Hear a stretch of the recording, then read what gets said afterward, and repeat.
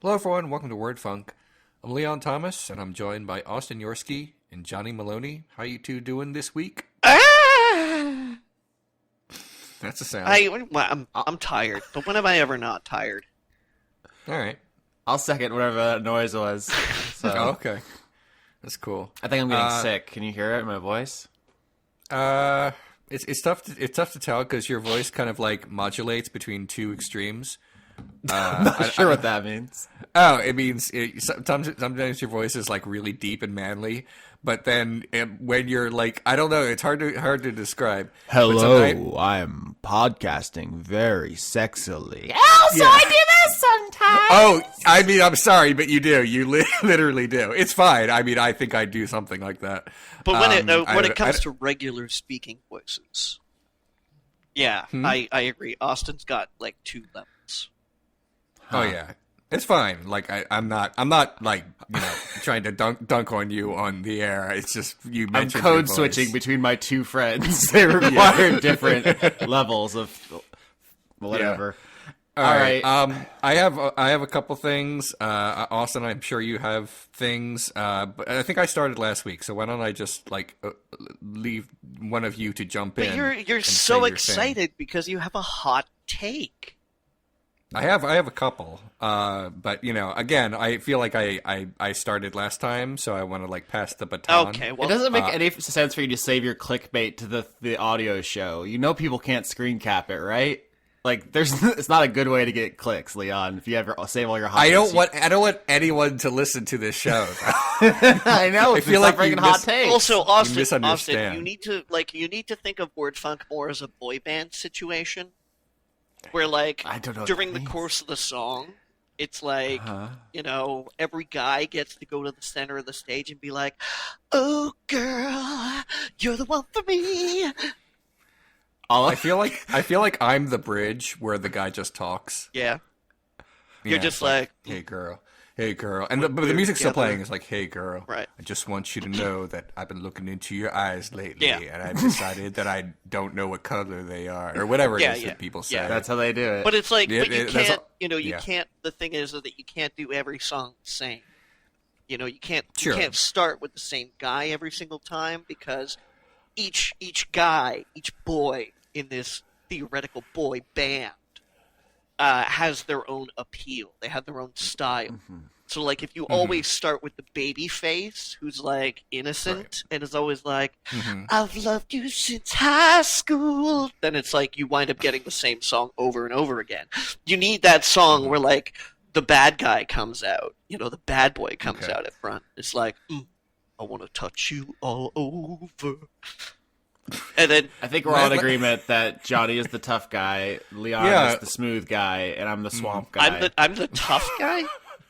Yeah. I don't know. You're definitely the most. All right, can I be the tough guy with a heart of gold though? Sure. Obviously. Oh no, they're all very sweet. Right. They wouldn't be in the boy band if they were legitimately Right. troublesome. But I would have ripped up jeans and boots and a leather jacket. Yeah, in the boy band, the tough guy is just the one who is vaguely ethnic. That's basically it. Jesus Christ. That's literally it. I'm sorry, but that's what they do. I'm sorry, but that is just. I know it's spectacular to think that, metaphorically speaking, here of the three of us, I am vaguely ethnic. That's not true. Anyway, do you guys want to talk about movies or whatever? Yeah, I'm going to veto myself and actually start. Get in there, dude. All right, Yeah. Okay. slam it to me, Leon. Let's hear this hot take because you were so excited that you tweeted about it yesterday. Yeah. Okay. So I played a video game over the past week or so. Oh, these are always. I hate this already. I said I hate this already. And I know said- you're about to hurt my feelings. And I said, these are always gold mines. Hang on, let me take a big sip of water and get a bucket so I can spit. Yeah, Johnny, you might actually not care that much. Austin, you might. So the game that I bought and played was Pokemon Let's Go Pikachu. Yeah, I don't give a shit. Aw. Yeah. I sure do hate it. So here's the thing. Here's the thing about this game. I've never played a Pokemon game before, ever. But it seemed like, why not? I got time. Yeah, I have a little money and a little time, and I finished Mega Man 11 pretty quickly, way quicker than I expected it to. Not that it was like easy. It was just, I know how to jump. It's fine. Not enough jumping in Pokemon, if you think about it. Not nearly enough. So I just, I don't know, I got a wild hair at my ass one day, and I just drove down to the GameStop and bought the Pikachu. And here's the thing. It's a JRPG, basically. But there isn't the story that I was expecting while playing a JRPG, because when you play a JRPG, you're usually young, and then you wake up into the world, and then some sort of challenge presents itself. After you explore the town, and everybody tells you how great gift you are. Yeah, and then you sort of like venture outside the town. You can't possibly have thought there was a great story in Pokemon after the 20 years of jokes about how you beat the 8 trainers and then the champion, and then the game ends and that's it. What jokes? Do you think I listen to these jokes? What are these jokes? I told Mario. You ever think about how Mario eats a mushroom and then he gets big? Like, that's the 2 jokes people make about video games. I told like Pokemon has a dumb story and Mario eats mushrooms. I told a number of jokes about Pokemon when I was taking my first foray into breeding Frank and Ethel and Marvin. Yeah, Marvin. Okay. Anyway. Well, I'm sorry, but like Mario is like a thing I listen to, and Pokemon is not. So I thought, okay, this isn't going to be like super story intensive, but I thought that there would be a story that I could sink my teeth into a little bit. It's not, though. You just go from town to town, and then you capture wild animals. Pokemon. You collect Pokemon, and you domesticate. And then you. Oh my God. So you just go from town to town, and then you battle other Pokemon, and there's almost no story or character development or anything like that in it at all. It's just the fights. It's just the battles. That's like the thing that people like crack on JRPGs about. They say, "Oh, I like the story, but I just don't want to grind to get to it." It's like, "Oh, that's the entire game." It seems like. I thought for a while, because I didn't just play it like for an hour and then give up. Because I kept thinking, like, okay, well, obviously the story is going to take a little while to get going. Like, eventually I'm going to have to go to, like, several towns, and then the big bad will present itself, or whatever. But no, it is, you just battle, and you collect Pokemon. That's it. I don't know. There's nothing in that for me at all. That's not fun. They've been producing an anime adaptation for the last, couple decades. It's still running. And in it, Ash Ketchum has gone from town to town, catching Pokemon and losing battles for several generations of human lives. That's the story. Yeah, I don't watch that. It's a game. It's baby's first JRPG. It's supposed to teach you. Like, it's actually a really great game for like teaching kids to read. It's part of why I have such a nerd ass vocabulary, because like, what kid learns the word incinerate at like age 4, right? Like, if it had more of a story, it would limit its appeal, which is for school children to look at cool animals. Like, it's exactly what it needs to be. It's not supposed to be the thing you're looking for, which is fine for both of you. I understand that, but I know tons of adults who play it, so that doesn't like. Yeah, that, but when, how many? We're talking about how many adults do you know, like, who play it, got started in like their late 20s? I have no idea. I didn't interrogate them. I'm just saying that people who are adults also play these games. Many.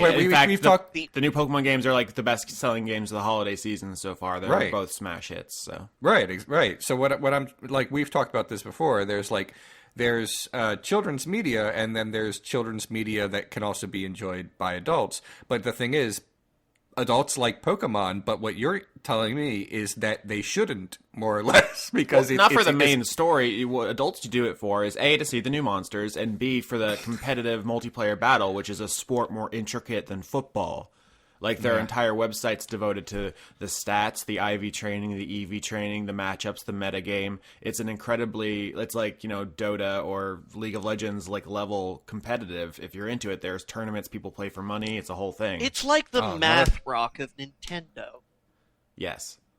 Yeah, none of this is Leon at all. So, do you even know what your Pikachu's nature was? What were its IVs? Come on, Leon. It's what? I don't care. I know that my Pikachu was named Polly because it let me name my Pikachu. That's cute. They have hidden stats in addition to their visible stats, which determine their genetics, which change how they grow, which stats are good and bad. I don't care about that. That just sounds like math to me. It is math. No, it's 100% just math, the game, if you care about that. Oh God! Everything. It's like the more you explain about what this game is, the less fun it sounds. Mm-hmm. I wish I had actually listened to you over the years. Whenever you would talk about Pokemon, I just kind of zone out, and Johnny says, "I don't care." Look, and then you just Leon, you had a chance. You had a chance. I know years ago when it was Johnny's first Pokemon. And I was like, so this is the first time I've ever played Pokemon, and... Yeah, I'll be honest, Johnny. I must have also zoned out then. I don't remember that at all. But, yeah. So anyway, Pokemon... Named his War Turtle Steven. How do you not remember Steven? No idea what you're talking about. Steven was my boy. Jesus. Nah, nothing. Leon, you have the memento disease, bro. I'm sorry. None of this sounds familiar at all. You could be like both of you lying to me right now, like you're texting each other behind my back to invent a rich backstory about this, and that would be more plausible to me right now. But okay, let's say you're both right. We should definitely get behind your back to plan like a gaslighting episode. We're not doing that now, but in the future, being like, "Oh man, Leon, can't believe the 11th season of Adventure Time. It's so good." And just create an elaborate tapestry and you'll for you to live in. Never know when it hits. Yeah, that's fair. But yeah, it turns out I didn't like this game. I guess I got a little enjoyment out of Octopath Traveler, but so I guess I would say that Pokemon is my biggest regret for playing the Nintendo Switch. Everything else has been either fun briefly or I loved it. So this is bad. I will probably just sell this one and get something I want to play. Do it. Sell it soon too, because people are going to want to buy it. It'll have a good resale value right now. Yeah, it was only recently released, so Nintendo games don't depreciate traditionally. That's good to know. Anyway, that's it. I was surprised by one thing. I was pleasantly surprised by the fact I was always under the impression that Team Rocket was just like the Jesse and James and Meowth characters were mostly just in the anime, and that they weren't like the villains of the game series. I could be wrong about that. Yeah, but this is the part where everyone in the comments is already flipping out. Okay, so here's the deal. Team Rocket is a generic bad guy organization from Pokemon Red and Blue, Red and Green in Japan, and they were not like they are in the anime. However, then they released Pokemon Yellow, in which it was very closely hewed to the anime. It was for like the anime audience. That's where you get the Pikachu that follows you around. That's where Jesse and James show up. Pokemon Let's Go Eevee and Pokemon Let's Go Pikachu are adaptations of Pokemon Yellow. Right. I knew that this was like a remaster of an earlier game barely, I guess you could say, a remake. You've never seen Pokemon Yellow. It's like a black and white like chalk child's drawing graphic. Right.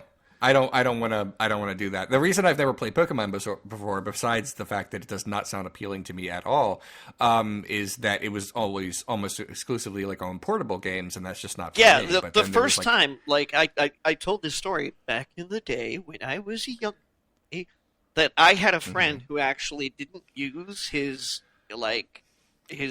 Game Boy, this particular, I don't even remember what version it was, but it was like, I was like, I've never played Pokemon before. He's like, I'm going to give you this Game Boy so you can play Pokemon Red. Tell me about it. And I still have it. And I got sick one day. I was like, I'm not going to play Pokemon. I got sick and I was bedridden one day. And it was like the only thing within reach that could entertain me. So I just spent a whole day sick in bed playing Pokemon, like the Red, which is like a remake of the first game. that. Fire Red is what it's Fire called Red, for thank anyone you. who's curious. Yeah. All right, so Leon predictably hated a great video game. I'm actually comfortable with that. I'm not even mad. I didn't. If you had asked me You before, can't if even, you, Austin, you can't even really call it a great game. Come on. I can. Johnny, do you have anything to talk about this week? Yeah, everybody, turn off the sun, stop the world from turning, just, like, shut everything down. The unthinkable has happened. Mm-hmm. I watched and liked a television show created by Chuck Lorre. Okay. That's the 2.5 Men guy? That is the man responsible for creating and producing such universally loved titles as Young Sheldon, The Big Bang Theory, Mom, Wait, what? I didn't know that one. Two and a Half You could Men, just be... Mike and Molly, Dharma and Greg, That one's kind of cute. Sybil, The other, yeah. Race Under Fire. He's just gonna keep doing this unless we stop. Well, him. those I are- was trying to Google Chuck Lorre filmography, and I put in Cuck Lorre. So, yeah, I Got mean, you know, like, this guy has been working in television for years. Like, he was a producer on Roseanne back in, like, the 1980s, like that. You know, like, he's been producing sitcoms and writing for them and things like that. Like, you know, like, he wrote an episode of Fraggle Rock back in 1987, something like that. You know, like, he used to write for fucking this old. I don't know if you guys were. Nah, Austin wouldn't, but like, Leon, do you remember the TV cartoon Mask? I know of it. I don't think I ever watched it. Yeah, like, he's been in TV since, like, the early 80s, right? And, of course, recently with shows like Big Bang Theory and 2.5 Men under his belt, this guy is considered, like, gold, more or less. Okay. Well, what did you watch? The Kaminsky Method. Okay, I don't know what that is. But so the Kaminsky Method is a Netflix exclusive. It's only about 8 episodes, and it's about 2 aging men in Hollywood. One of them, a sort of a declining actor who now runs an acting teaching studio, and a very successful agent and his their best friends, who loses his wife to lung cancer in the first episode. It's only 8 episodes in the first season. But it's single camera, so it's not like every other Chuck Lorre show is like multi-camera, set, laugh track, you know.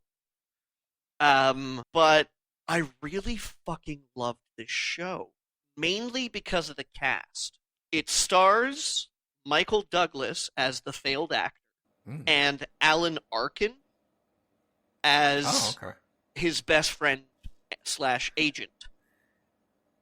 And they have such brilliant, curmudgeonly charisma between each other.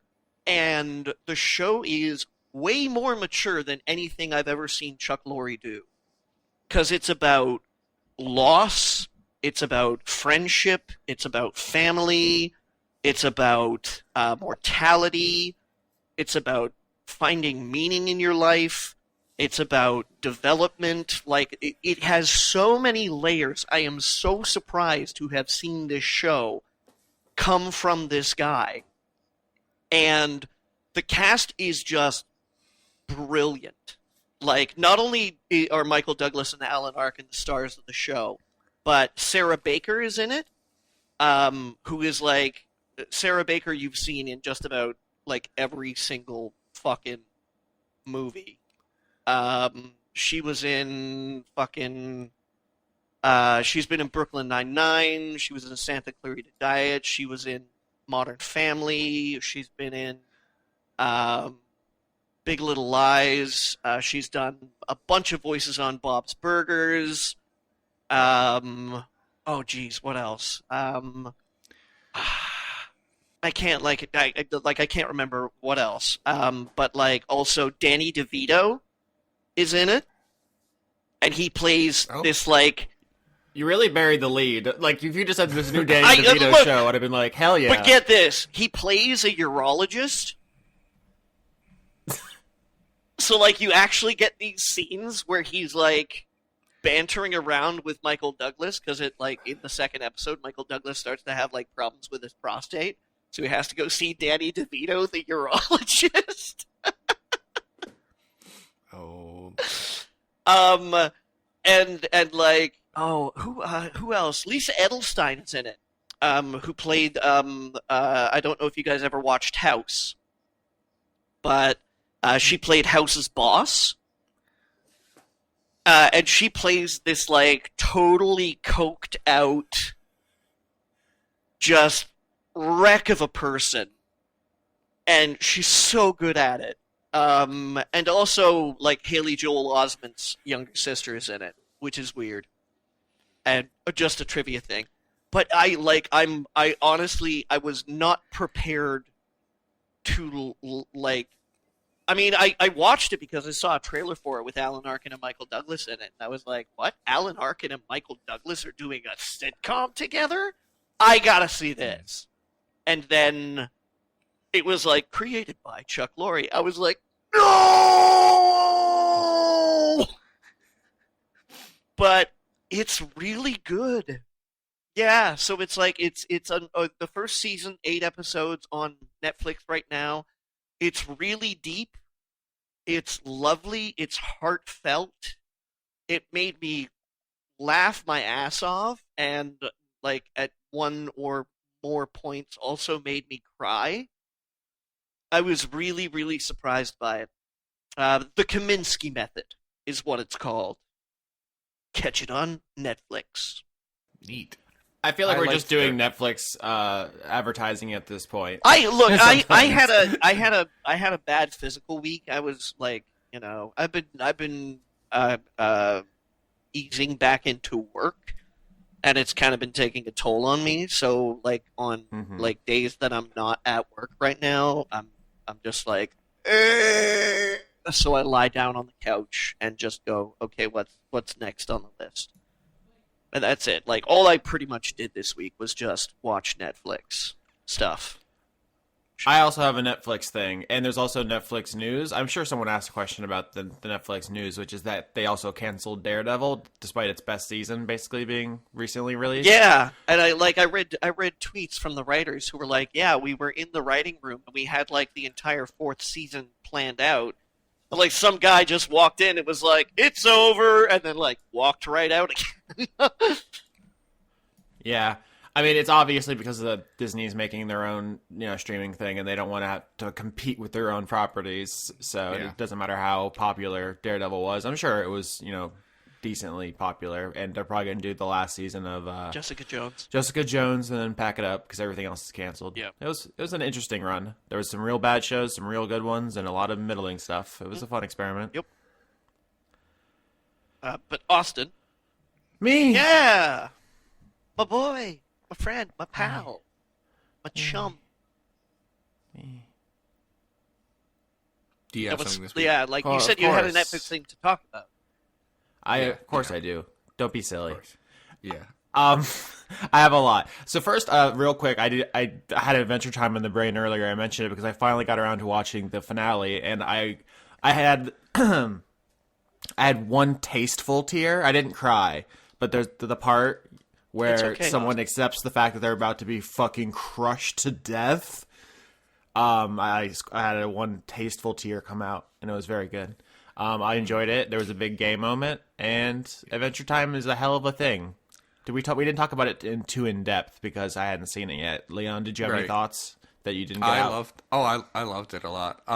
Yeah, it did that thing that happens at the end of a lot of television series where there's kind of like at the very end there's a time jump. I guess you could say. Yeah, like in 6 Feet Under. He's what? Gonna yell over us. I didn't hear you. I said, sorry. like in 6 Feet Under.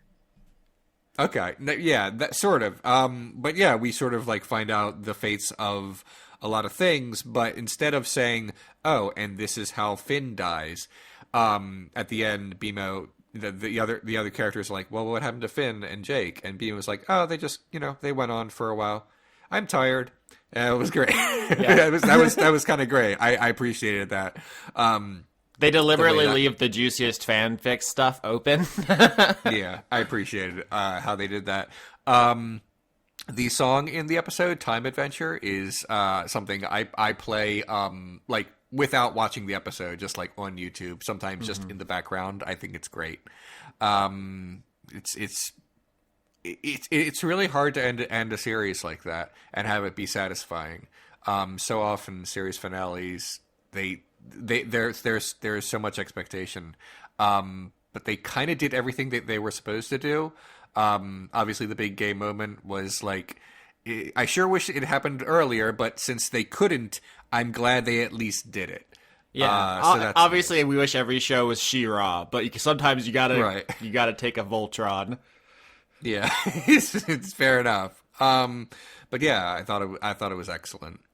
It's gone. Voltron is also going away, so I'm glad that She-Ra is on now, and that there's a new Carmen Sandiego starting. I guess these are the shows that are taking its right? place. And she's like anti-establishment, returning stolen artifacts back to their native land. Like they've made her the fucking hero, and I'm so in. Kind of. Now, here's the thing. The blurb about that says that she's retaking artifacts that have been stolen by Vile. She's not necessarily breaking into museums like Killmonger. But we don't know exactly how it's going to shake out. It does look kind of cool. So I'm glad that they're trying something else with the character, because she's usually just like, she's in the background and we never really learn much about her because she's just an avatar for the final boss. Villainy, basically. Yeah, she's a final boss. So this is kind of cool, and I'll look forward to that. But yeah, some cartoons are going away, and we're getting some new ones, so it's fine. Yeah. I looked it up. There's 283 episodes of Adventure Time, and I know they're shorter because they're like 11 minutes apiece. But that's so much. We went on a journey, dude. Yeah, it's been around for a while. I didn't start watching it at the beginning because I think at the beginning I wasn't watching children's entertainment, but like a few seasons in, I was like, oh, I'll watch some of these, and yeah, very glad I did. There's a lot of lore in that show. Eventually, it starts off like a fucking ayahuasca trip, and then at a certain point, they're like, "What do we do now?" They're like, "I don't know. I guess we explain all the stuff that was garbage before, or that was just nonsense." Like, yeah. Honestly, some of that stuff works out really well. I think the Ice King reveal is like one of the most famous ones, the Marceline Ice King backstory. But some of it doesn't work for me. I thought that what they did with Jake's backstory was kind of lame, actually. I don't know if you have strong feelings about it, but like that show is one where it was like throw stuff out. Like they just threw everything out for the first couple seasons, and then the rest of the show was like explaining the stuff that I don't think they had explanations for, and it was some of that was hit and miss. Like I think there's a part of Adventure Time that's not very good. I don't remember the season numbers, but there's like a season or two where it's honestly not great. Like the one where specifically where it turns out Gunther is the villain, the Penguin. That season was not good, I don't think. But overall, like we went on like an 8-year journey with these characters and watching Finn like grow up from like really this reckless, like violent little weasel to like him like learning to respect women and like accept that he's getting older and stuff. Like it was a real like Bildungsroman of a show, and I can't believe they did it. They pulled it off, and it mostly works. So, yeah. One thing that was weird is they brought back a bunch of one-shot villains for the finale, and none of them have lines, and then they run away. I was like, oh, damn, we're going to see all these dudes. Oh, no, they're gone. That's fine. That would have been cool, but yeah. So I liked Adventure Time and stuff. Yeah. Yeah. I have another thing that I would like to talk about. Yeah. So Austin, Me. as my lawyer, Legally. yeah, I have a question about the 1969 cartoon special Frosty the Snowman. Oh, Lord. Yeah. So here we go. All right. Now, in case either of you have either never seen it or like it's been a while and you just don't rewatch Christmas cartoons every year like I do. The plot of Frosty the Snowman goes like this. There's some kids and they're in school and they're about to go on Christmas vacation, and the teacher hires a magician to perform magic acts for them. You know, your regular traditional Christmas magician. Yeah, what the fuck? Wouldn't hiring a magician freak people out back then? That feels like some kind of Christian advocacy group would be pissed off in the 60s. Anyway, go on. It's weird that it's unquestioned, I guess. It's very strange that there's like, where does it come out of her pocket, or is this like a school funded magician? It doesn't matter. He's on staff. He's the school magician. It could be. The point an allotted period of time each day to like go from school to school in the district to perform the rites of Satan.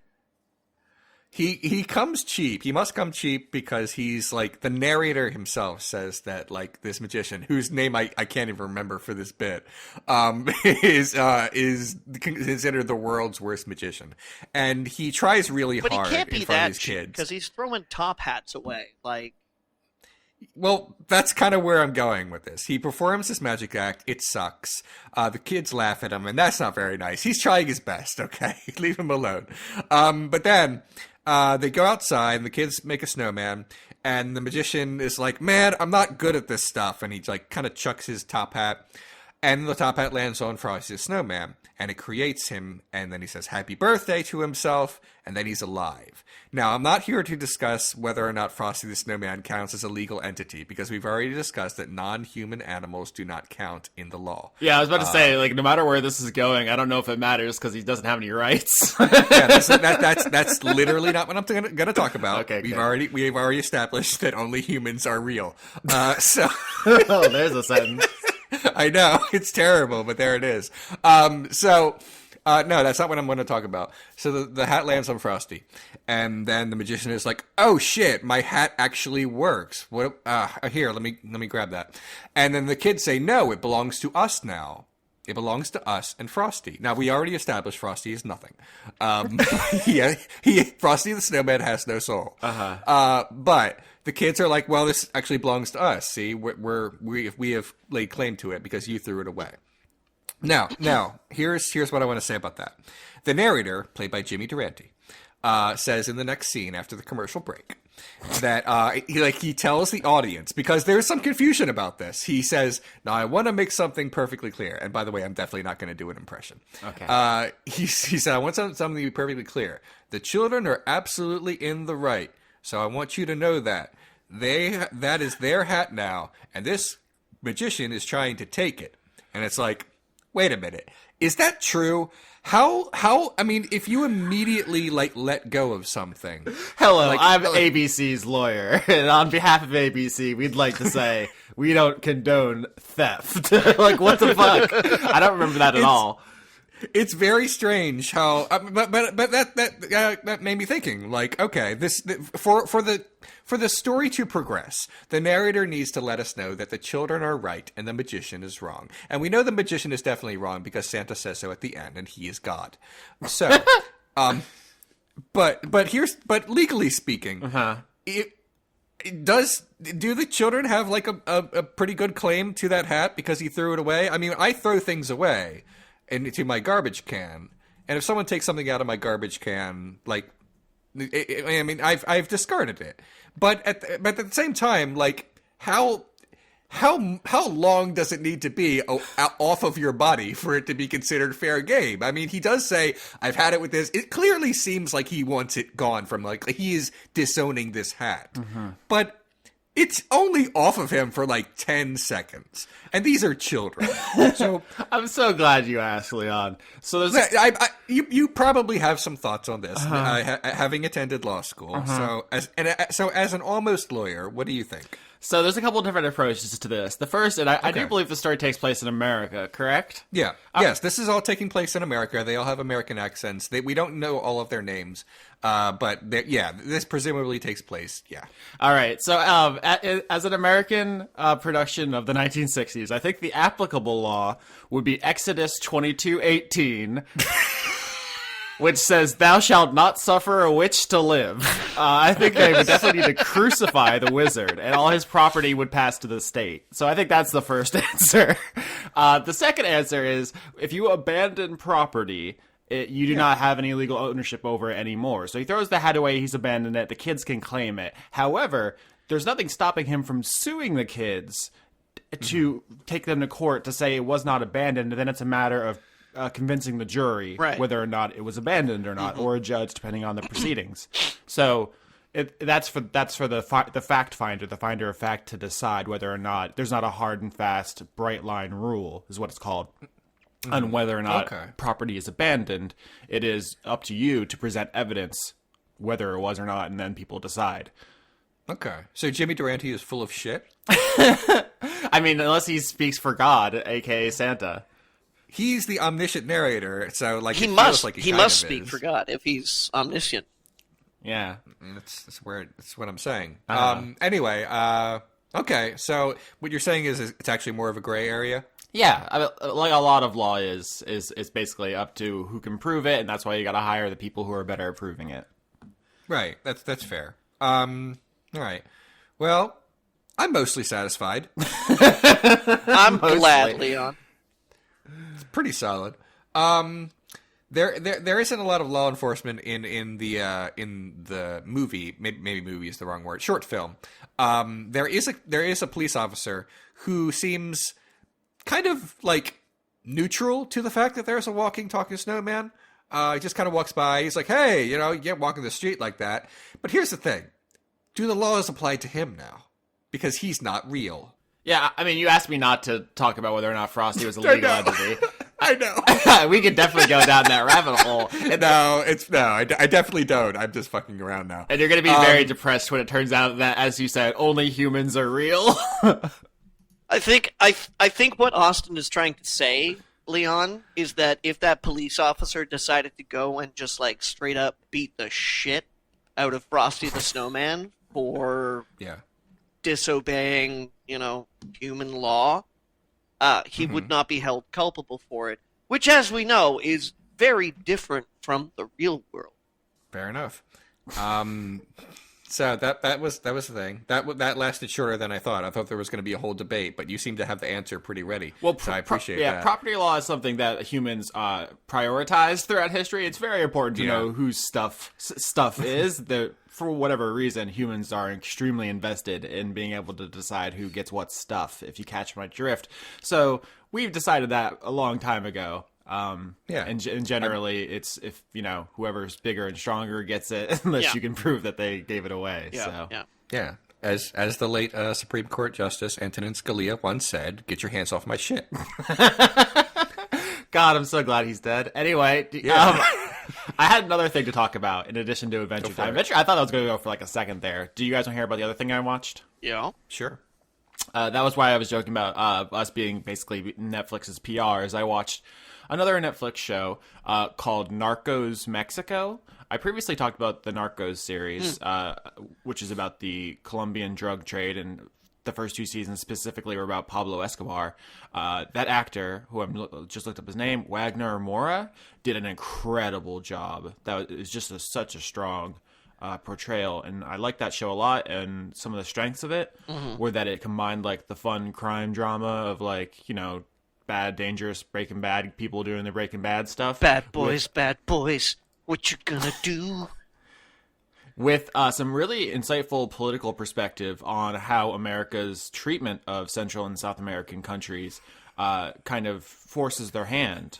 The poverty, which is largely our fault in that we have shattered much of their political systems, doesn't leave a lot of other options besides to feed the demand we create in the drug market. Austin, are you trying to tell me that America is imperialist? So, anyway, the Narcos Mexico, which was originally the fourth season of the normal Narcos show, it was actually kind of spun off. It's a separate show on Netflix, and that's because it has like a time jump, and it has some of the same characters, the same theme song. It's clearly from the same show, but it's also... Wait. Narcos Mexico is a different show? Yeah, if you go on Netflix and you try to find it, it will not be the 4th season of the other Narcos show. Oh, It'll be its own show. I just assumed that was the case. Yeah, it's a little weird. A couple of things happened. One, it was in the production of the show, they went to Mexico to scout locations, and one of the people doing that was murdered by the cartels. So I recall hearing this story. Yeah, it's a pretty rough thing all around. And the other thing is that just like it's a totally different focus. So while the first two seasons were about Pablo Escobar and the third was about the Cali cartel, the 4th season is about a guy named Diego, or the actor is Diego Luna, the guy from Rogue One. The Hispanic lead from Rogue One. The drug dealer's name was Felix Gallardo, who I'd never heard of before. He's not like famous to me, maybe in Mexico. But it's like, oh, that's going to be a kind of a hard step up from Pablo Escobar, who radiates charisma. And, I don't know if this is a spoiler, but El Chapo does show up. He's like a minor player, but it's implied that, he's going to step into being the very famous person he is now later, because there's going to be more of this show. The actual story of Narcos Mexico has to do with the DEA agent Kiki Camarena. Are you guys familiar with this person? He's famous. Nah. No, not at all. Sorry. I wasn't either. And I would say, A, you should watch this show. B, do not Google Kiki Camarena, because he's a famous person, and how his story plays out is literally the plot of the show. And it will spoil what happens if you want to enjoy this. I think you should look it up after. It's an incredible story. But much like if you wanted to watch the original Narcos and you didn't know what happened to Pablo Escobar, you should not have Googled Pablo Escobar, because that ruins 2 seasons of show. But what you're saying is that I, like, as somebody who hasn't even started Narcos yet, I should watch original Narcos and then move on to Narcos Mexico? Yeah, I mean, they're not chronologically in that. Like, there's a part in Mexico where they go talk to Pablo Escobar for a scene. He has a cameo, but as anyone who knows anything about Pablo Escobar knows, Pablo Escobar is dead. Sorry if that's a spoiler. Oh, man. He's dead as fuck. So they're not chronologically in order, but they're made to be watched in order, right. If that makes sense. Right. But yeah, you wouldn't want to try to piece together Better Call Saul and Breaking Bad. They wisely don't try to make a new Pablo Escobar, because Felix Gallardo is not Pablo Escobar. I think the actor Diego Luna from Rogue One does a fine job. He's not a bad actor or anything, but he can't fill those shoes. So they wisely focus on Kiki Camarena, played by Michael Pena, who has a long career, but I really only think of him as comic relief man from Ant-Man. Oh no, he's great. I've seen him in loads of shit. Oh, he does an incredible job. I don't know, because I'm not super familiar with his filmography, if he has a better performance, but he fucking kills it. This is, like, as far as I'm concerned, his moment to, like, go out there and do his shit. Like, because he, he's the, like, lol, funny talk guy from Ant-Man. But here, he plays a dramatic role, and he does really great with it. No, he was in Crash, wasn't he? Like, oh, God, it's been so long since I saw that. The one that has aged really badly? Yeah, there's a sex crash and drugs crash. Yeah, drugs crash, race crash. Didn't he play like he was like a loving father or something like that in It was a long time ago. Yeah, I looked it up. Yes, he is. Yeah. I quite like he was an affable dude in that, and he also he did a movie ages ago with Christian Bale, and his performance is like the only thing I remember about that.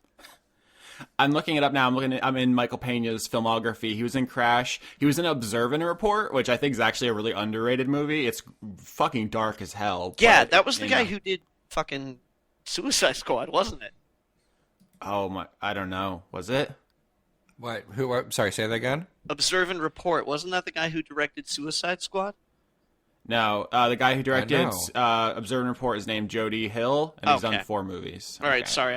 I think I'm thinking End of Shift or End of Watch? End of Watch, yeah.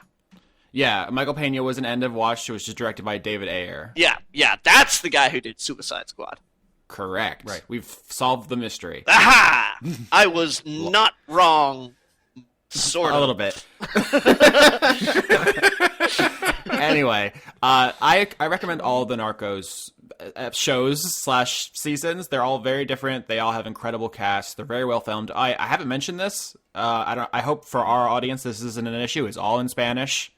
Like it's 100% all in Spanish with subtitles. So Okay. I hope that's not a problem. I like to I give our audience a lot of credit that we don't track the kind of people for whom that would be a problem. But if it is, I'm sorry. I should have said that up front. Anyway, would you great show, would you mind great if I watched it in the German dub with subtitles? I only watch my Spanish shows with the original German version. Yeah, it's like the subs versus dubs. I'm sorry, but it's a hard line that I pull. It's Christ. Yeah, there could be more to be said about, especially the politics of it, because I think the show is really aware of it, and that's a thing that obviously I am very interested in. But it's also very depressing to have to listen to me talk about how America kills tens of thousands of people. We'll get back to it. Actually, I have a question. I just checked in our questions that I'm going to tie in whether you like it or not. So I'm going to stop talking for now, but I'm coming back later. On a side note, Canada is running out of weed. Nice. Well, it's legal now, so apparently everybody's like, let's get in on this. Yeah. It's almost Did like they there was not, an like- overwhelming demand for it. Yeah, I know, right? Did they just not figure that out beforehand? No, Did like you- there's a whole bunch of fucking like, I mean, like with any government kind of rolled out program, there's obviously going to be curves and swerves and bumps and lumps in the road. So it was like they did this whole thing where it was like, yeah, okay, weed is legal in Canada, but only from accredited sellers and like, only at certain locations, things like that. So that's it. And then it like rolled out and they were like, okay, who wants to be an accredited seller? And people were like, why wouldn't you let us apply for this like several months ago? But they're like, well, we'll let you apply for it now. Okay, I would like to apply for it now. Okay, that might take about 3 months, maybe more, for you to get your license. And stores are like, hey, we'd like to sell now that it's legal. And Canada's like, yeah, okay, but, like, we have to do background checks and, make sure that, like, your business plan is up. And, yeah, so it was really last minute thinking. Okay. I'm glad we talked about this. Me too. Those are my main things that I had this week. I could like talk about a movie or two, but like I'm not sure if I have like I got more. Yeah. Okay. We got to get it all out this week because next week I will have played Smash Brothers for I don't know 80,000 hours straight, and that's all I'm going to want to talk about. All we're going to talk about is Smash. Fair enough. That's it. Next episode, wall to wall. So, like I said, pretty much I had a bad week physically, so all I did was pretty much watch like Netflix almost exclusively. I watched Sabrina, the Netflix adaptation of Sabrina. Have either of you gentlemen? No. I saw the first episode, and there was a dog named Vinegar Tom who I love very much. And then I was informed he's not in the rest of it, and I quit. No, he's not. No, but there is a cat. There's a cat, and it's a badass cat, actually. The cat's very cool. It does not talk, and I really prefer if My Salem talks. Not My Salem hashtag. It is wall to wall with fucking British actors, which I was surprised to find because they filmed it only about like 60 kilometers that way. I am pointing.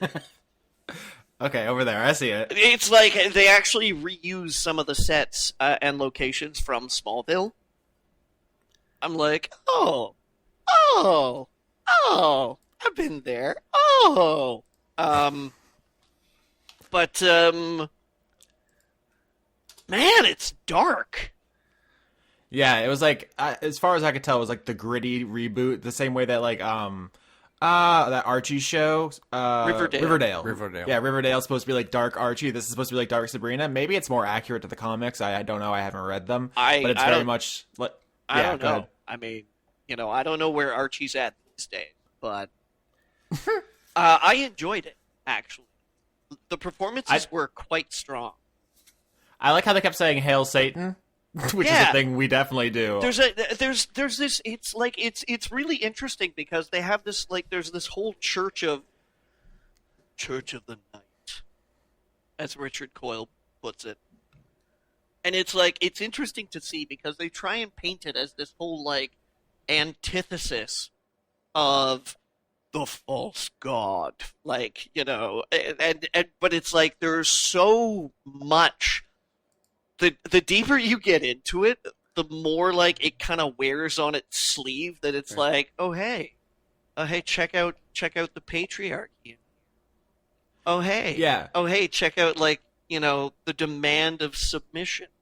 Oh hey, I only saw one episode of it, but there's definitely some almost like cringy parts where they're like using woke Tumblr language in a way, which is like, I don't know. But it's so enjoyable, you know. Okay. Like it's just like it's just like it, you know, through a mirror dark or through a scanner dark, whatever you want to say. Like it's it is just like, and I enjoyed so much of how on the nose it could be. Some of it was really subtle.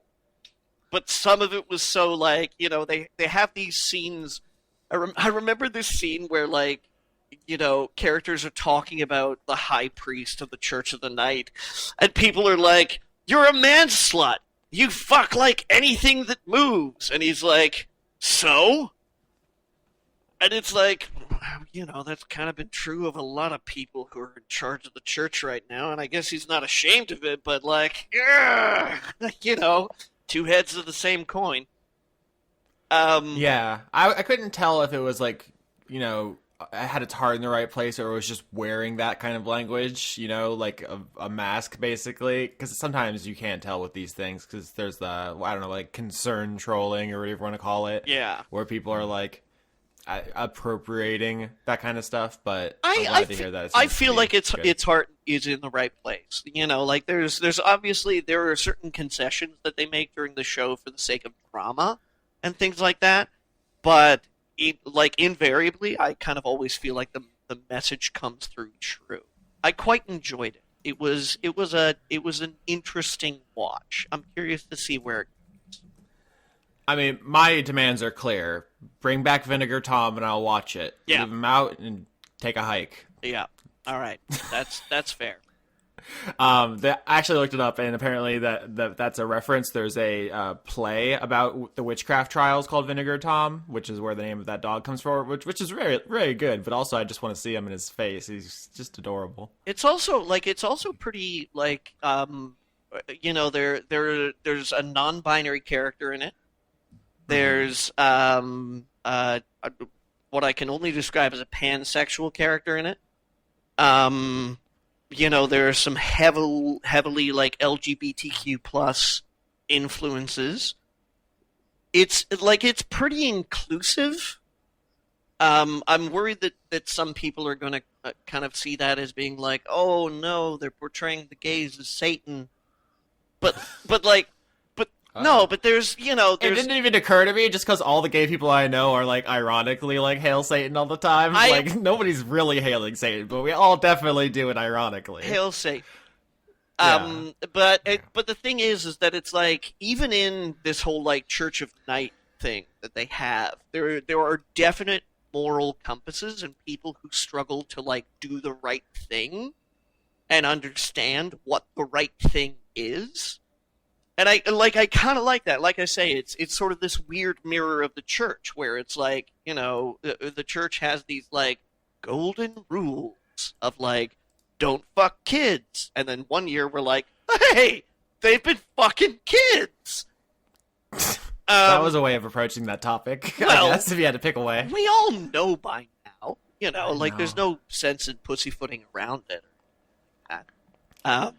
So yeah, like it was good. It was a tentative, you know, like there might be some content warning in there because they deal with a couple of traumas and things like that. Like it doesn't hesitate to get serious, but a strong cast of actors, good performances, pretty good writing. You know, I quite liked it. Okay.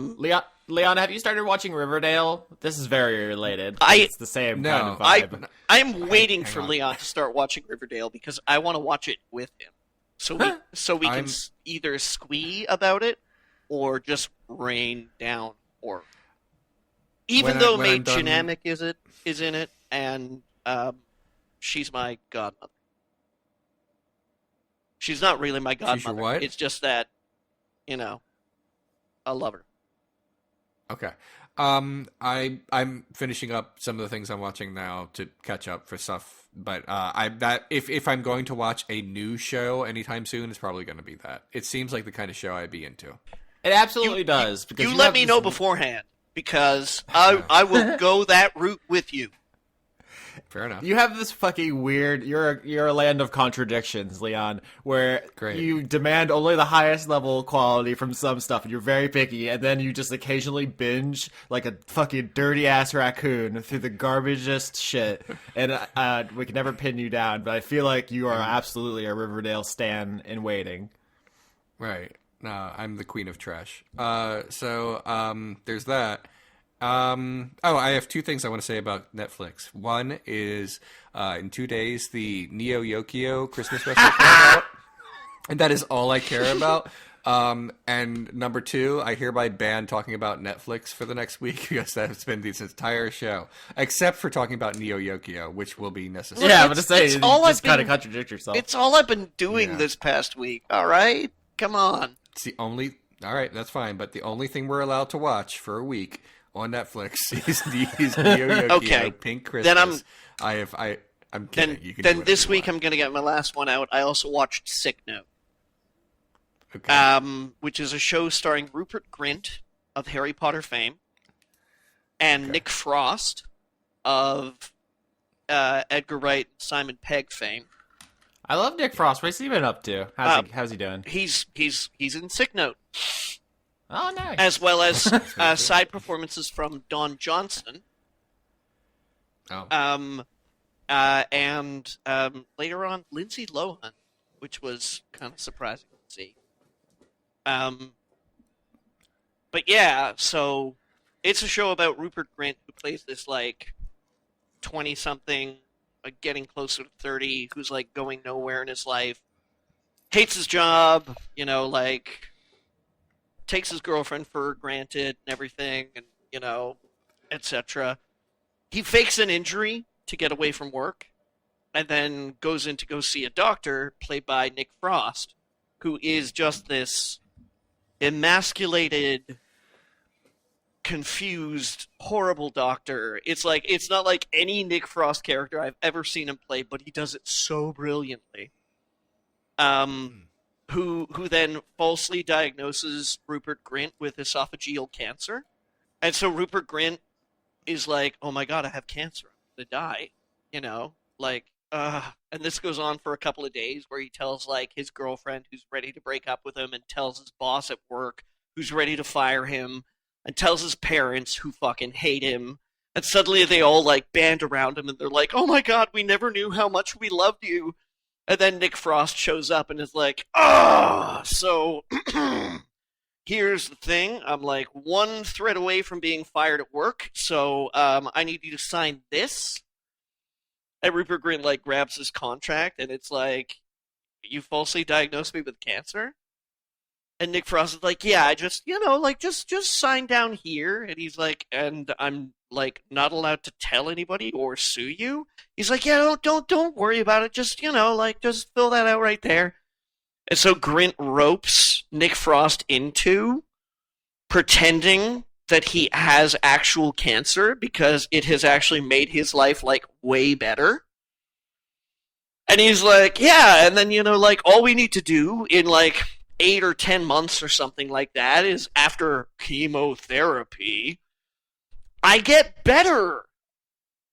And thus begins just an absolute, like, door slammer farce.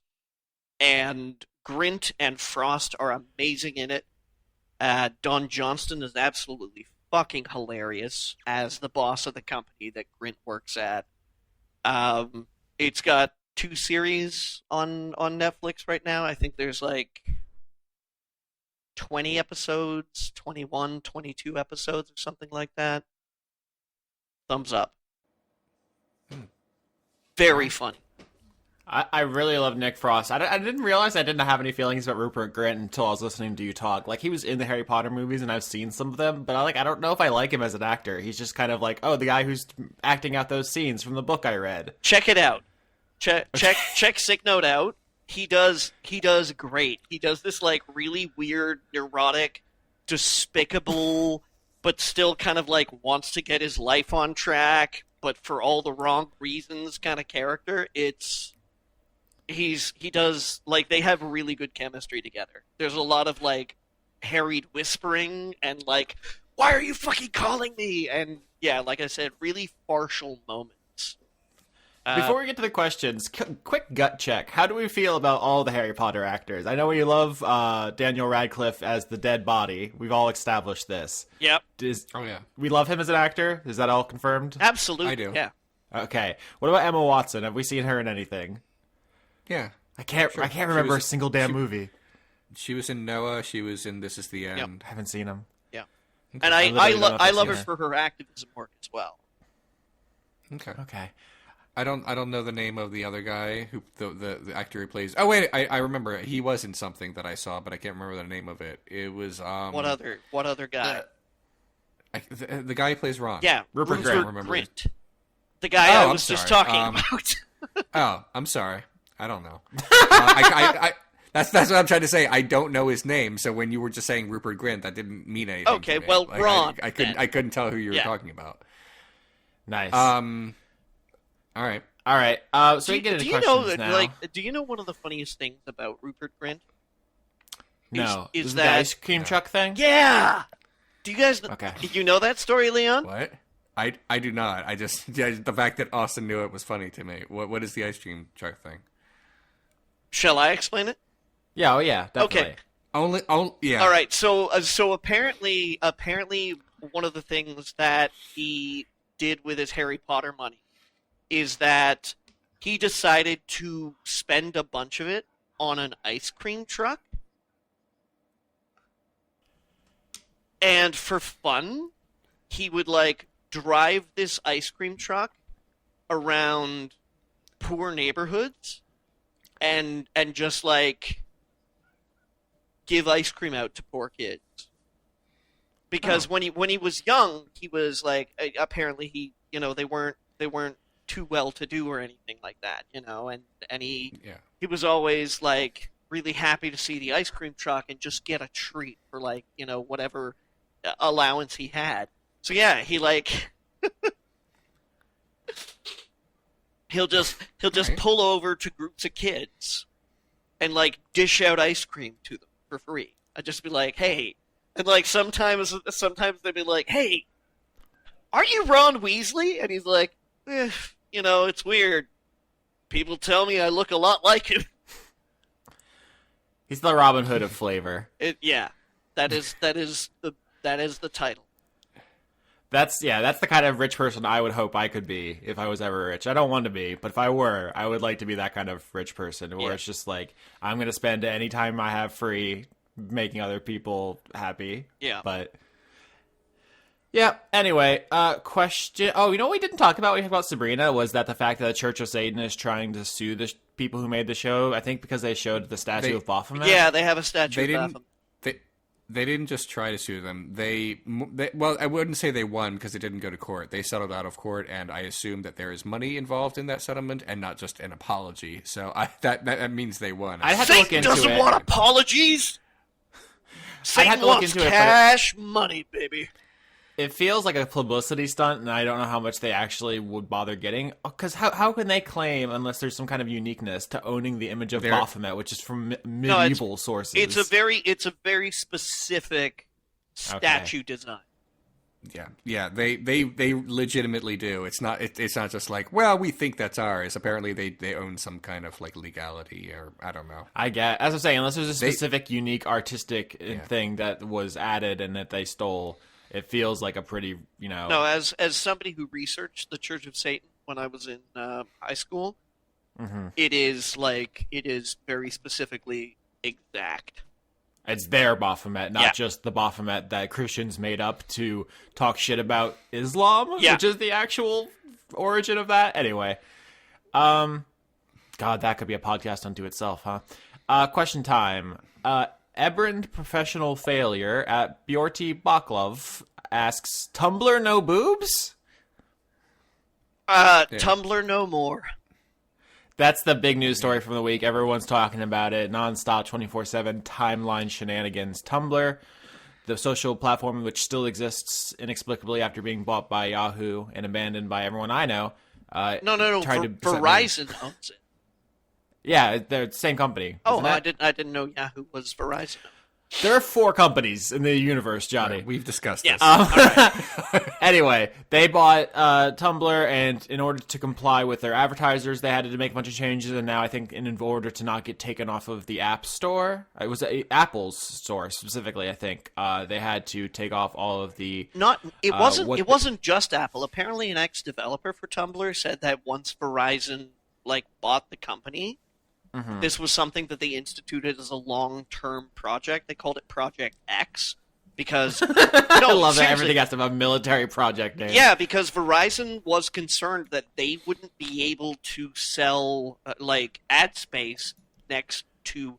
Yeah, so there's a lot of different angles to attack this from. 1 is the advertising stuff. 2, the App Store. 3, the language used. Female presenting nipples was the quote that was going around and everyone was having fun with. It would seem like an attempt to be conscious of, raising awareness about transgender issues, not just using male and female without any qualifiers. But the Nazis it was just a weird thing to say. Yeah, that's of course the other thing. I just double checked for the record. Yahoo is owned by Verizon, so yeah, that was correct. Thank you. I mean, I don't have any stake in this because I never used Tumblr. I do. Okay, so Leon, I need your professional opinion. Okay. In a completely selfish way, this does not affect me directly. There's none of that on any of the Tumblr blogs that I follow because the Tumblr blogs that I follow are just friends of mine. But that being said, my experience is not universal, and there is a fair amount of erotic art on Tumblr, and it's not just oh, here's some smut and it's cool. It's also people trying to explore their sexualities, especially when they're it's also growing people. It's also very important for sex workers as well. Yeah, there's also that. Yeah, well, here's the thing about Tumblr changing its policy. One of 2 things are going to happen, and the parent company is going to be fine with it either way. It's either going to kill Tumblr, or it's going to make it finally financially viable, and the people who own it are going to be cool with that either way, because they either want to get rid of it because it's not too profitable for them, or it finally will be, and they'll be happy about that. So this is a no-lose situation for the people who own Tumblr right now. So if you're wondering, why is this happening? Don't they know it's going to kill it? And it's they'll be cool with that. Or, I mean, it's more of a loss mitigation, because they paid, infinity dollars for Tumblr up front. If you guys remember, I don't remember the numbers off the top of my head, but they paid a lot for it. So at this point, there's sunk cost fallacy to even keep it alive. Right. There's right. That's what I'm saying. It's they're doing this, and people are I can't believe they would do this. Yeah, I can believe they would do this. I mean, it don't care about. No. Platforms aren't your friends. They're just companies. And that's basically it. It sucks. I don't know exactly how it will shake out. I know how it's going to shake out. Okay. Go Pornhub. Yeah. Okay. Wait, no, isn't that a different story? No, it's the thing is that Pornhub has actually been trying to step in and take up, people who are jumping from Tumblr. Okay, my understanding, I didn't read the article, I just saw the headline, was that Starbucks was banning porn from their Wi-Fi, so that's not what I'm talking about. Okay. No, this is a different story that's also fun to talk about. What I'm talking about is that Pornhub has now enabled systems for people to sell images and have galleries in Tumblr to host live streams. They are PayPal friendly, which Tumblr was not. I mean, PayPal is not porn friendly, so at some point you're oh, we removed the gate to the much bigger gate, but go on. It's basically they're doing let me, I looked it up. The Yahoo bought Tumblr for $1.1 billion with a B. So good luck to them, because they shot themselves in the dick to start. They did really well in the search engine, the email area, the streaming TV era. And now, like, obviously the LGBTQ plus sex positive, horny furry area. I think people are going to look back on Tumblr fondly as like it was a really important place for like a whole generation figured out their sexuality, and I think that's worth just being like appreciative of. I still look back on LiveJournal as being something that I was like, yeah, it came around at the right time. I met a bunch of great people. I made some good friends. It helped me kind of like work some stuff out. Would I go back there now? Fuck no. I mean, come on, guys. Let's go back to MySpace. The boring capitalist answer to all this is that if Tumblr dies, a competitor will take its place. But is there any way for a rival kind of social media thing to thrive when Facebook has the monopoly? Facebook is a government, essentially, at this point. It like has influence far beyond like most other like state organizations even. It's terrifying. Yeah, I mean there are other powerful social media platforms like Twitter, but obviously there's still no comparison. Yeah. I mean, there was that whole report that came out. I don't know if it was a report, it might have been like a leak or something about like Facebook CEOs or, high-level executives trying to find like stuff to smear George Soros about. Did you hear this? Yeah. Jesus Christ. At some point, I just joked about we're going to look back at Tumblr and be like, oh, that was a good time for the gays. We're going to look back on Facebook and like, remember that time we surrendered democracy to the horny picture website? Here we go. I'm gonna link a tweet to you guys, okay? Yeah. Okay. All right. Johnny has linked us a tweet. Yeah. This is a good podcast. Yeah. I think I've seen this. It actually just popped up on my Facebook the other day. Or not the other day, like today. Yeah. So it's basically that Pornhub's saying like, oh, creators come over to our platform. I want to live in a society where that would not be stigmatized, but I have a feeling that's going to be a pretty significant barrier. Just to be like, oh, check out my art on Pornhub is just going to immediately be difficult for people.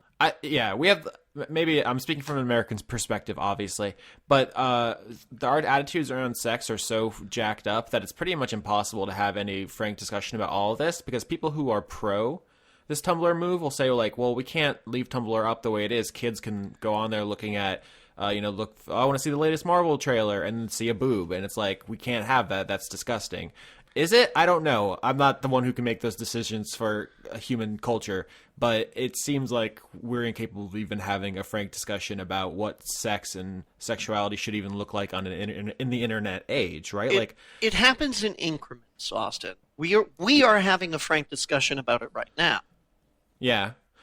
So, but like in 10 years, do you think it's going to be as gross to think of like, 10-year-olds are like, I wonder what a boob looks like. Like, I feel like everyone growing up with the internet is going to like completely destigmatize a lot of that stuff, because we're all just going to be swimming in it. It's going to be impossible to reach adulthood not knowing like the full panoply of sexual material available to you. From what I'm seeing right now in sexual culture, particularly heterosexual culture, is that not talking about it is the worst thing that you can do. Of course, my friends love to troll me by screen capping. There's like a Reddit, which is like bad female anatomy or something. I don't remember the name of it, but it's like people sharing stories of how men didn't know like that they don't pee out of the vagina, or like where Babby come from and stuff. Like all these people are like, my boyfriend thinks that we can't get pregnant if we do it on Tuesdays or whatever. It's just like all this kind of shit. And like, not even just stuff like that, but like, chiefly what I'm thinking about is people who get exposed to pornography and think that that's what sex is like. Oh, yeah, that's a completely separate issue. God, I just remembered the worst one. This one haunted me. I can't believe I didn't share this on Warfunk before. Someone shared, I think it was fucking Lauren. God damn it, Lauren. Who shared God damn it, Lauren. Like, God damn it, Lauren. She shared, it was from this Reddit, it was like, my boyfriend refuses to wipe his ass because touching his ass is gay. Yes! I've seen that! Like he won't wash it, he won't wipe it. Yeah, I mean that I'm skeptical as to the veracity of that, but I would not be surprised were it true. Yeah, obviously that kind of Reddit thing is like ripe for fakers, but like the fact that even a small percentage of it could be real speaks to a total collapse of the American sex education system. But like, you know, I read a book a couple of years ago. I think it was called "Everything You Want to Know About Sex" or something like that. Mm-hmm. And there was a whole chapter dedicated to difference between pornography as performance art and sex as intimacy. And it's like people get exposed to pornography, and I've spoken to like you know, sex workers and things like that about people who come in and expect sex to be like porn. And it's not like that.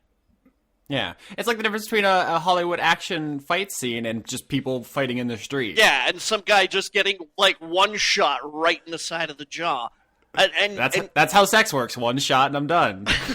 it's you know, the only way around this is to talk about it.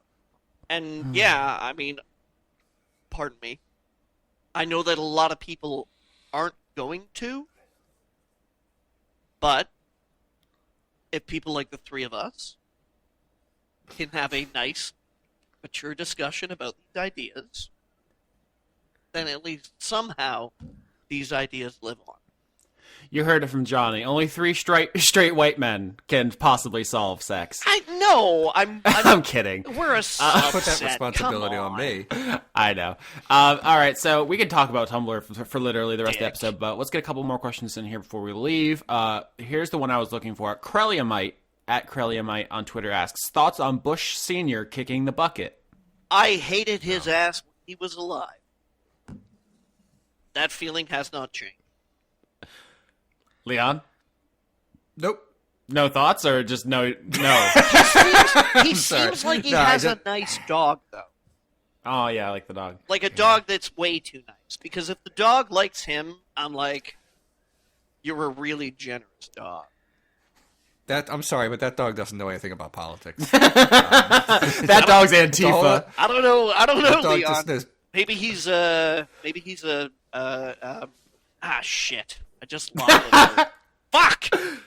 Leon, Sleeper agent. There we go. Okay. Leon?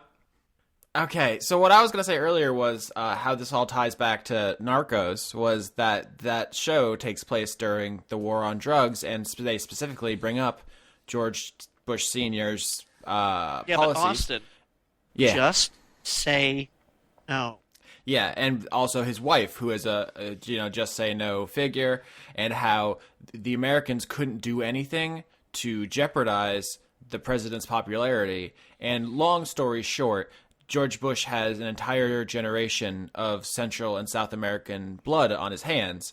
I don't think it's an exaggeration to say directly responsible for tens of thousands, maybe hundreds of thousands of deaths in the drug war. And not to mention the Middle East stuff, his family, obviously. Iran-Contra, because Oliver North these days is a real beacon of honesty. Yeah, and I mean, you can make arguments about the morality of the Gulf War. There's nothing that can be said in defense of the horrible carnage we inflicted after we could have stopped. And then there's just the legacy of, supporting we Supreme won! Court See you justices. Later! So we could do a whole thing, but God, dying doesn't make you better. Oh, it doesn't. So fuck them. I don't know. When I die, I fully want everyone to blast my ass. I want everyone to come out to guns blazing and light me the fuck up. You have my permission. Do not respect my family. Do not respect my wishes, please. Austin, destroy me publicly. If the misfortune exists that you die before I do, I, as an old man, will hump your corpse. I appreciate that. Fully clothed. Also, politicize my death. I insist you politicize it. Yeah, don't worry. Let's get Leon back in here. Jaspel, conduit of fluffiness at Mr. Kurome on Twitter asks, does Leon have any Drag Race All-Stars Season 4 opinions now that the cast is revealed? Oh, All Star season 4. Yeah. I'm. Let's see. There's two things coming up. One is the Christmas special, and I'm picking Eureka as the person who I want to win. Oh God, I chose my queen for All Star season 4 with the person I watch it with. And hold on, who do I pick? Oh, I picked Monet Exchange. I just had to look it up real quick. So yeah, I'm looking forward to it. I'm glad that there isn't like a long break between Drag Race seasons. Basically, there's regular Drag Race, and then there's All Stars, which is queens from the past who didn't win the main prize but were like memorable in some way, and they're sort of like brought back for like a season to redeem themselves, I guess you could say. Those are always fun as well, so I'm looking forward to that. The first 5 minutes of it just dropped like as a preview, like right before we started recording. I'm not gonna watch it though. I'm gonna like save it, to go in fresh. Me and my friend are going to continue to watch it. So no spoilers, I guess. All right. Speaking of while we were recording, Far Cry Post-Apocalyptic was, I don't know if that's the name of it, Far Cry 8, whatever number they're on, was leaked from the Game Awards. I don't think we're going to talk about the Game Awards this year because none of us are playing big AAA releases. So it's Smash Brothers is the game of the year, obviously. But there's a new Far Cry, if anyone cares about that. Johnny, do you care about that? I still haven't played Primal or 5 yet. In fact, I haven't even finished 4. Jesus, yeah, I think I'm similarly situated. Like, I loved the gameplay of like 3 and 4, but I was like, oh, more of it. I'm actually kind of good. Yeah, well, like I think I picked up Primal for like $10 in the fall sale. Mm-hmm. Just because I was like, I'll get to it. It also doesn't help that Primal reused the map from the one before it. Yeah. Anyway, here's a question. Scarlet R at Scarlet16778373, cool, asks, how long has it been since you've ridden a bike? Never. You've never... Oh, I knew this question was going to be gold. You've never ridden a bike, Leon? I don't think I've ever owned one, if that's what you No, mean. what is that you've ridden? Right, no, I don't think I ever have. I love Leon. Why would I? I don't know. It just seems like a thing people do. Yeah, I know. That's fair. But I never owned one when I was a child. And so it never was a thing when I was older because I had a car. Oh, you know what? This reminds me of it's fucking time I went to goddamn Spain. No, to this place where basically it's where a lot of UK citizens go on holiday. Mm-hmm. And all right. Apparently a lot of people in the UK don't swim because they don't have like lakes or anything like that. The ocean is fucking cold. Yeah. Whatever someone in a movie says, I don't know how to swim. I don't like. I understand what those words mean. I can't process them. Maybe because I'm a Florida boy. But like, you just get in the water and move your arms. Like, what do you mean you don't know how to swim? But I went to this place and there was this pool. It wasn't really like a resort. It was more like a strange kind of condo, and they had a pool there. And I've known how to swim ever since I was like able to walk far enough to fall into the pool. And it was like nobody was swimming. And my sister and I were on holiday, and we got in, and we swam around the pool, and we're doing our thing. And then there were, like, all these young guys who were looking at me swimming. Because I was 26 at the time, and fit. Sexy. Like, that was just after I got my black belt. I was good. And so I'm swimming around in this pool, and I would get out, and then these like 16 or 17-year-old boys who were obviously trying to impress the girls who were also there on vacation at the time would just like jump in and flail in multiple directions at the same time, trying to do the things that I was doing. And I was like, what is wrong with these kids? Like, like you just jumped into a pool not knowing what the fuck you were doing. Yeah. And so, yeah, I'm experiencing the same disbelief right now. Like, never having ridden a bike, Leon, is strange to me. Yeah. Okay. I didn't want one when I was a kid. There, I didn't ask for expensive things, so I just didn't learn to ride a bike. And then when I got older, I just drove in a car. That's basically it. Like the time that you learn to ride a bike is the time that you learn to ride a bike is like, I don't know, 8 to 15 or something. I don't know. When you want to go to your friend's house and it's a little farther away, and walking seems like a pain in the ass. My best friends lived right next door to my grandparents, and that's where I mostly lived. Yeah, like I had a bike and I rode a bike everywhere because like we often didn't have a working car. Like there was a car in the driveway, but too poor to fix it. So I biked everywhere until I tore my ACL playing football in high school, and now my leg doesn't bend enough. Like I can't do a full bike rotation. My knee doesn't quite. I mean, it can, but it hurts to do it. I didn't know your injury was that bad. I mean, it doesn't affect my day to day that much, but if I want to actually get like pretty significantly physical, it can become an issue. So like, it's just not ideal for me to ride a bike anymore. So I haven't done it since like high school, but I used to bike everywhere. Me too. But, I mean, I grew up in Canadian suburbia, so like all of my friends lived like miles away. I used to have to bike to school and things like that. So. Yeah. Ever since I was like 7 or 6 or 7 or something like that, I used to bike everywhere. Yep. All right. Are we out of time, or do you guys want one more quick question? If it's quick, we can do it. Yeah. Isaac, the king of the strong style, at Iron Isaac asks, what rank or role would each of you have aboard the USS Enterprise, or the word funk equivalent? Well. Mm-hmm. Speaking from my experience playing Star Trek Bridge Crew, everybody seems to always want me to be captain. Oh God, this is gonna be a fight, huh? I figured Leon was going to be captain, but no. I'm sorry. Go ahead. But I'm saying this is like a specific crew that I play with. Yeah, it's us. We are the crew. All right, the USS Word Funk. Yeah. Okay. Oh gosh, I've never imagined myself on board a Starfleet vessel. I did this question for you. I'm completely unprepared for this particular question. Actually, no, I think about this way more than is healthy. Frankly, do you have any there's no reason.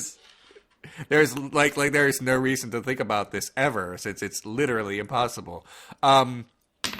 But like trying to think of like jobs that I sometimes think like if I were aboard one of these vessels, what could I actually do? Because all of these characters seem to be like incredibly good at math. they're all like complete whiz kids. Like they're in the 21st century.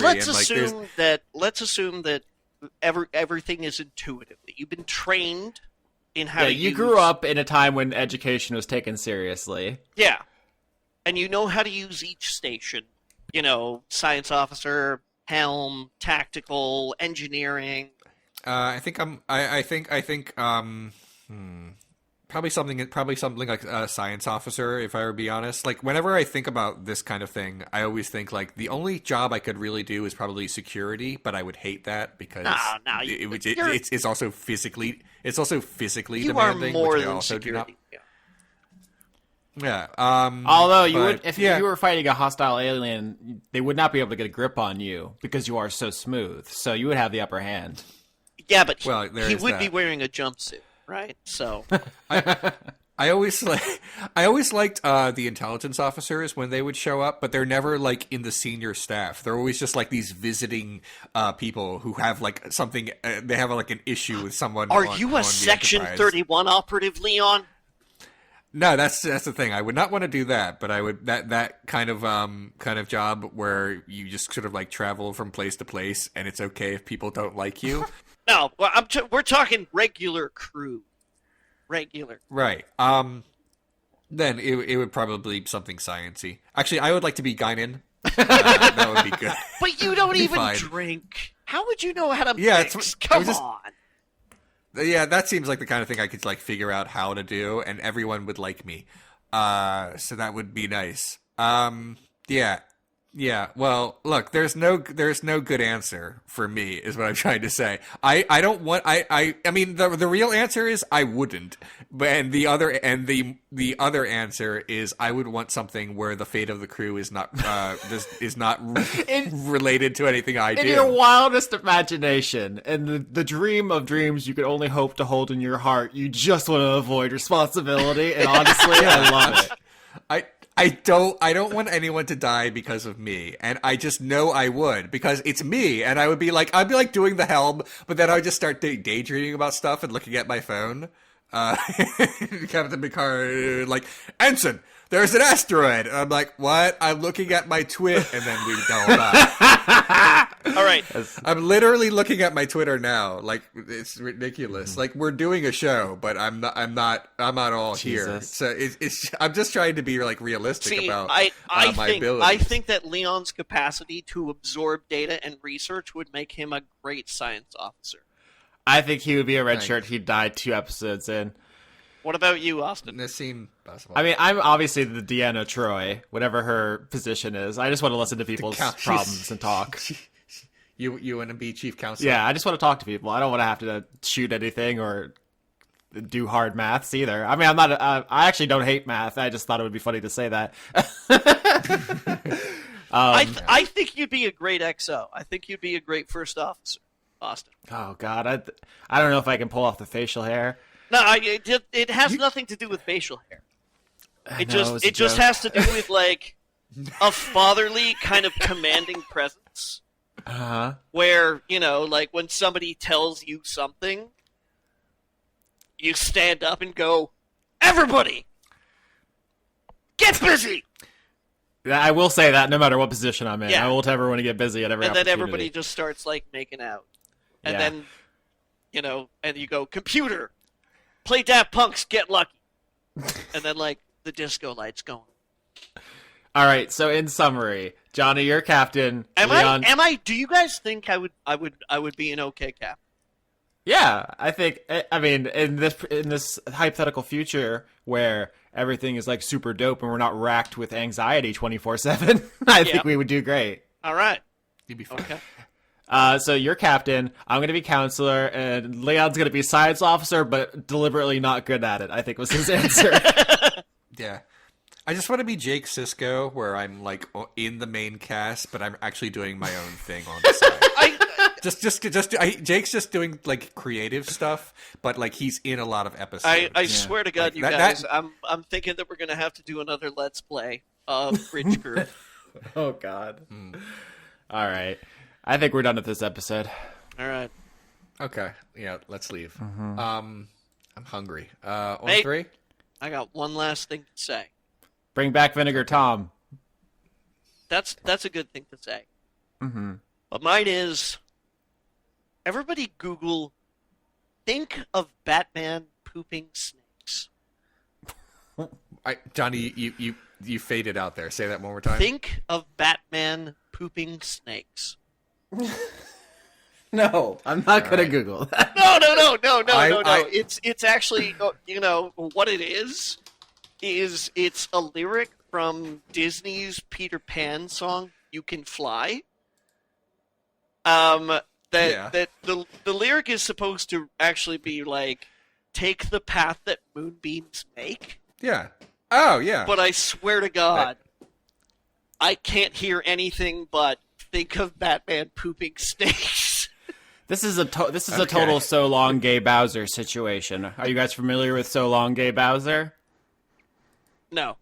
You can Google that too. It's what Mario says when he throws Bowser off the platform in Super Mario 64. Well, he's... I'm sorry, just listen to it. All right. Sorry, go ahead. What he's actually trying to say is like, "So long, Bowser," but it's so long, gay Bowser, and it's like, oh, Bowser's canonically gay now, and he's married to Koopa, Lakitu. They're married, so that's my Okay. universe. Okay. All So right. time to Google things that you could never unhear.